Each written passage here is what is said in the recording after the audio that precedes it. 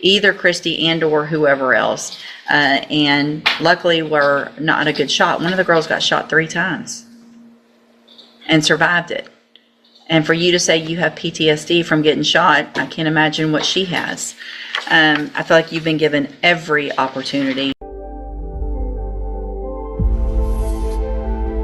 Any testimony with regard to any of the other allegations, Mr. Smith? Judge, we have this person here for... I'm sorry, I can't hear you. We had the probation officer here, if you'd like to hear from him. I believe that, yes, I did address... I mean, I have what he put in here, but I just am asking if there's any witness, if you want to put in on any testimony for the counts that were not pled true to or not. I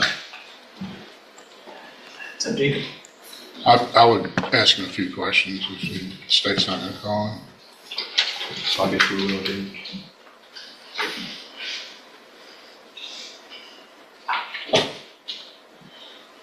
What were those dates again? June 18th, June 25th, July 2nd, July 5th, July 21st. So June the 18th, he did not show. June the 25th, he did not show. July 5th, he did not show. Then July 21st, he did not show. That's what it's... I guess I want to know with regard to community service, obviously what has he done out of any of it, if any? Your Honor, in cause number 16-24053, he has completed 169 hours out of the originally assessed 300, Okay. which leaves him with 131. He last performed community service on April 4th of this year. He worked with our work crew at my Beaumont office. He has not performed any of the community service in either of the other 2 cause numbers. Okay. So, Mr. Paredes, it shows here in this updated pre-sentence report that one of the things you told Mr. Patton was that you had been on probation since you were 18 and you just couldn't do it anymore. Yes, ma'am. That's true. Yes. And then you said, I'll take a safe P. Why?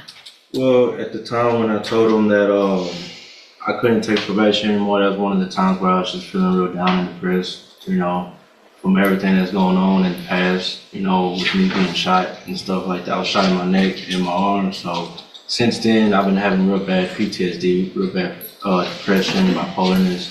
So, there's some days where I'm good, some days I'm not. Some days I wake up on the wrong side of the bed from having nightmares, and some days I'm just as happy as I can be. So from that point on, at this point, I know since being in jail now, this isn't what I want because it's just hurting my family, hurting my daughter, and being around the people that's around me, being around murderers and rapists and, aggravated robberies and all that. It's just a bad environment for me, and it puts me in a bad mood, puts me, in a bad mindset, I guess you can say. And I did speak with the counselor I had that they assigned me for probation, and I did tell her those things, and they did recommend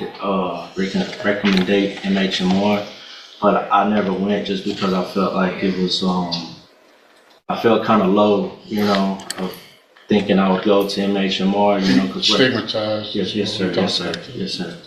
So at this point, I don't want to go to jail or prison. Feel like being in here, sitting in here, has helped me realize that my life is on the line and it isn't a game and it isn't a joke. And but I do need help mentally. I was prescribed Zoloft the last time I was in here due to my PTSD, but I never took it. Because I heard really bad things about it. But now I'm starting to realize maybe I should be on Zoloft just to control the urge of smoking weed and that kind of behavior. I could ask him a few questions, Sean. Sure. Wait, I'm sorry. Best you can, raise your right hand. Do you swear from the testimony you're going to give in this hearing will be the truth, the whole truth, and nothing but the truth? Yes, ma'am. Go ahead. Explain those facial tattoos to the judge. This tattoo right here is my daughter's birthday. 11/14/2017, and this is 9/16/22 is the day my cousin killed himself. He shot himself in the head. This was right after my uncle had passed of cancer, and my cousin who just passed away, his dad, my other uncle, had just passed due to cancer as well. That's why I turned myself in a week later after my warrant had came out. This tattoo on here is a heart and a music note. I got that for my ex-girlfriend, just, being dumb at the time. No gang affiliation? No gang affiliated tattoos on me. But And you did turn yourself in on the warrant? Yes, sir. I did turn myself in. How are you maintaining employment when you're out? Oh, I always held a job. Always held a job, even if it's working at Whataburger. What was your last job? Shipley's Donuts was my last job to maintain, because I got laid off. I was with Bechtel. I was a carpenter for Bechtel for about 1.5 years. At the LNG plant? Yes, sir. LNG terminal? Yes, sir. What were you out? You were a carpenter? Yes, sir. Scaffold builder? What were you? We were doing woodwork, building decks and Okay. carports and lunch tents and that nature. And as far as being shot, that actually, I know the court, in looking at his criminal history, these are serious cases as far as the aggravated assault, serious bodily injury. You were actually shot during that interchange, is that Yes, right, sir. by the other people? Yes, sir. And you had returned fire? Yes, sir.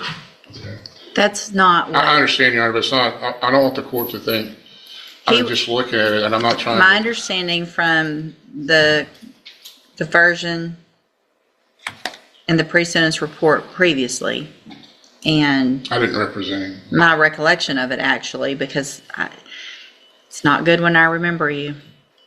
The fact that you were already on probation for a felony, Right. and then you came in and you admitted that you went there to shoot, you went there to go shoot Christy, but, which is your child's mother, right?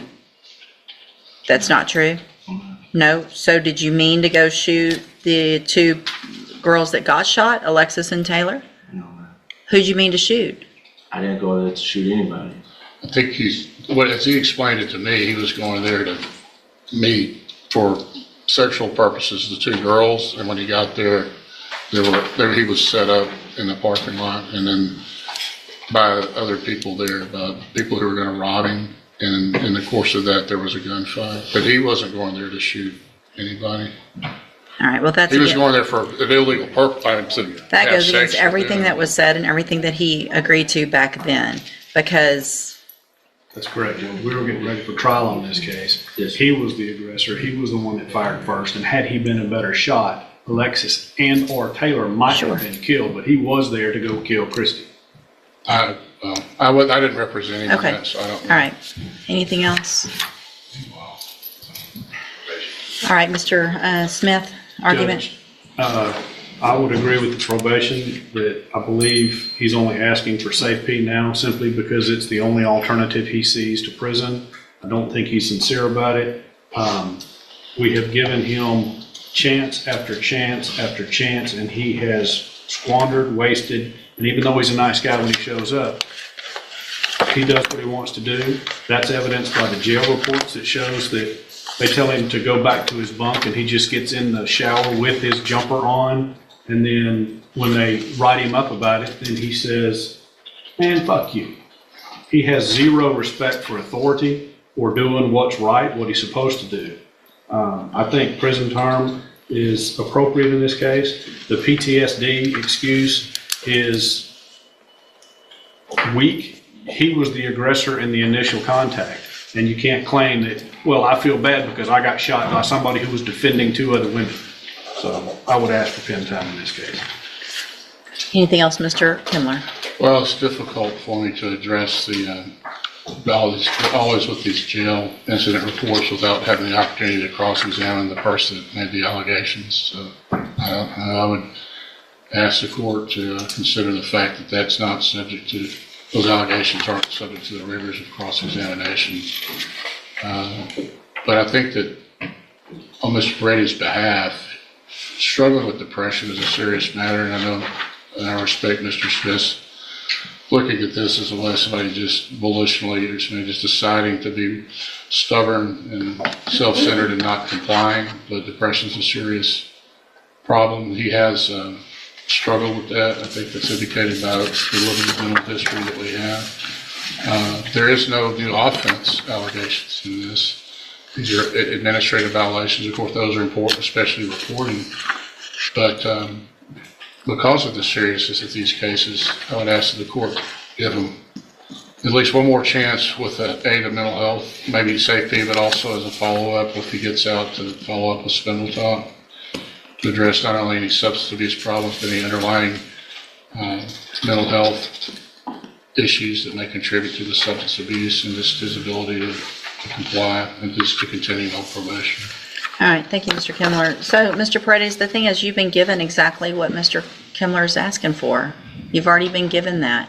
You said it yourself. They recommended Spindle Top. They recommended medications. You made conscious decisions not to follow through with what they knew was best for you, which is part of your probation. Everything that they say you should do is a court order. The fact that you are on a probation for possession of a prohibited weapon, like you said, from back when you were 18 years old, put you on a probation, 10-year deferred for that, November of 2016. Then we're back here, you're put on probation for 10 deferred on 2 aggravated assault causing serious bodily injuries in March of 2022 for shooting 2 girls. And you got shot in self-defense. And it appears that there's no real reason for me not to believe that that's how it happened for a number of reasons. No one else was charged with aggravated assault for shooting you. All the police reports, everything that went through in those pre-sentence reports previously that I have copies of, all makes it appear to be true that you went there to shoot either Christy and or whoever else. And luckily were not a good shot. One of the girls got shot 3 times and survived it. And for you to say you have PTSD from getting shot, I can't imagine what she has. I feel like you've been given every opportunity. And when I look back on some of these times where I give chances like I gave you, it's very frustrating and a little embarrassing because it looks like I was not really thinking clearly then. I understand that these are drug allegations. You've been getting opportunities to get help. I mean, you've been on probation since 2016. With every opportunity possible. So at this time, in cause number 16-24053, I'm going to, also based on the evidence presented today, I am going to find count 5 true. So that makes you pled true to counts 1, 2, 3, and 6. I'm finding count 5 true based on that evidence in each of the cases. Find sufficient evidence in that case to find you guilty, and at this time find you guilty of possession of a prohibited weapon. Sentence you to a term of 7 years in the institutional division of the Texas Department of Corrections. You will receive credit on that sentence for any time that you've been in custody that the law gives you the right to receive. In cause number 20-35329, also find counts 1, 2, 3, and 6 that you pled true to those freely and voluntarily. Find them true. Also find count 5 true. Find sufficient evidence to find you guilty, and at this time find you guilty of aggravated assault causing serious bodily injury. Sentence you to a term of 12 years in the institutional division of the Texas Department of Corrections. You will also receive credit on that sentence for any time that you've been in custody that the law gives you the right to receive. There will be an affirmative finding of a deadly weapon in that case.